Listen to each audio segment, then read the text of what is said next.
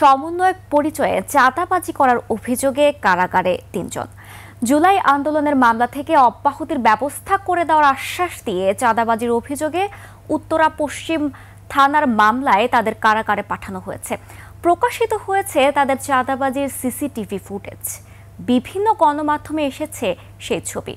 ঢাকার metropolitan magistrate মেহেদী হাসান জামিন আবেদন নাকচ করে তাদের কারাগারে পাঠানোর আদেশ দেন। আকাশুজ্জামানের রিপোর্ট।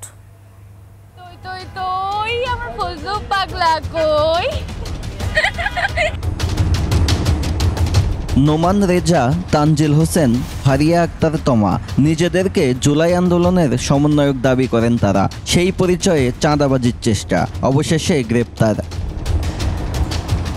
উত্তরার ১৩ নম্বর সেক্টরের ৬ নম্বর সড়কে একটি বাসায় গিয়ে দেলোয়ার হোসেন নামের এক ব্যক্তিকে মামলা থেকে অব্যাহতির কথা বলে ১০ লাখ টাকা চাঁদা দাবি করেন তারা।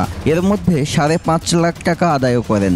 বাকি টাকার জন্য সময় বেঁধে দিয়ে চলে যান। ওই পরিবারের দাবি, নানাভাবে হুমকি দিচ্ছিলেন ওই ৩ জন। পরে পরিবারটি উত্তরা পশ্চিম থানায় মামলা করে।